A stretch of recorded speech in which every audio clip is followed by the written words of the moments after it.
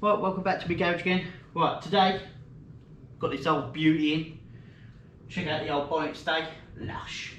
Now, what we're doing today, bump off. Quite easy job on a Mini. Now, I've already taken this one off, so I've already unbolted it. And it literally just slides off like that. So this is all we got. And this video is going to be really quick and easy. So theoretically, fit in there. See, there, one there. One up there, one there, and then 3 10s through the middle, a screw there, thing comes off. There's a sensor there, plug there, plug there, plug there, plug there. Easy peasy.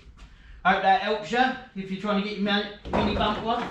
And it goes on as easy as it comes off. See, simple, nice and simple. So yeah, screw there, screw up underneath there, 3 10s crossed. There's a little Torx head here, 8mm there, but the 8's come up from inside the arch. So you have to come up from inside the arch, right?